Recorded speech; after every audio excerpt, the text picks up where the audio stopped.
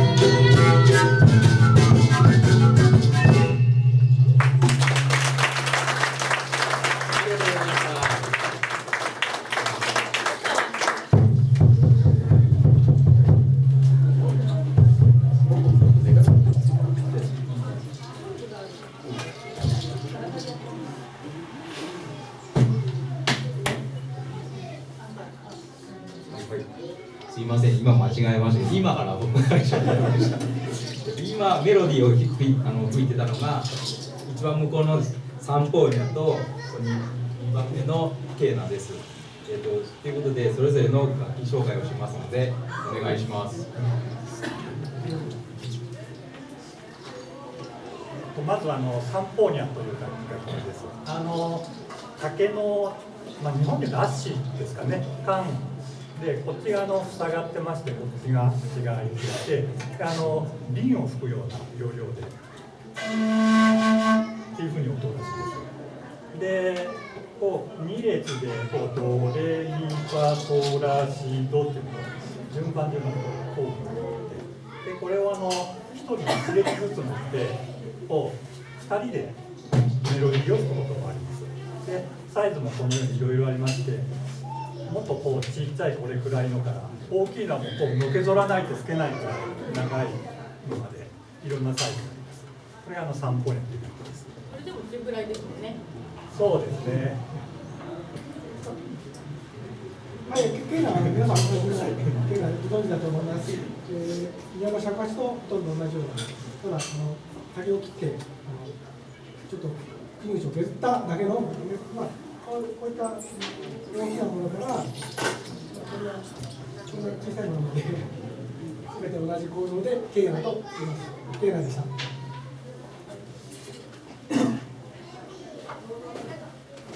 はい、今、ケーナとね、サンポーニャという楽器を説明させていただきましたけれど、他の楽器はまたおいおいゆっくりとですね、説明させていただきます。で、フォルクローレというこの音楽がですね、皆様じっとしてないで聴いてないでですね、ちょっと日本語ですけど、皆さんも一緒に参加するような形でですね、曲を作っていきたいなと思いますんで、そうですね、ゆっくりまず、じゃあ手拍子をゆっくりまずお願いします。ちょっと怖がったから、じゃあ動かしましょうか。じゃあちょっと手を拝借。じゃあもうちょっと始めましょう。まずです。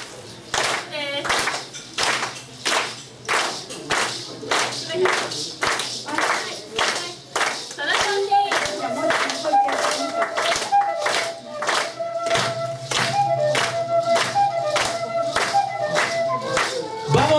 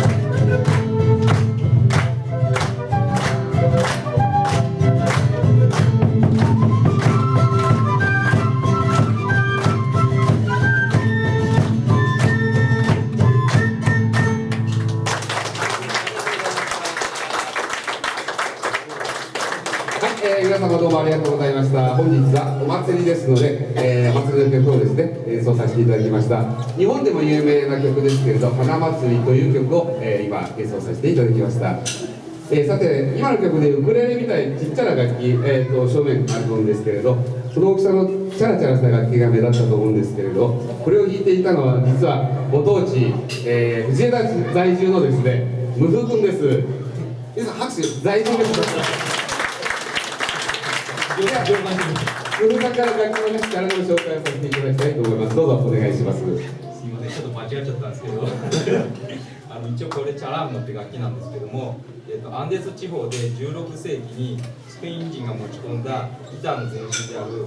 ヴェラ・ディ・マノっていう楽器があるんですけども、それがポトシのボリビアのポトシ北部地方でそれがこう発達してこういう楽器になったらしいです。一応弦がギターだと6本なんですけども、これは10本あるんですよ。で10本あるとなんか大変そうな気がするんだけども、実は2本を1本としてやるんで、実際は5本の感情になるのでギターよりもちょっと単純かもしれないんですよ。でこれちっちゃいもんで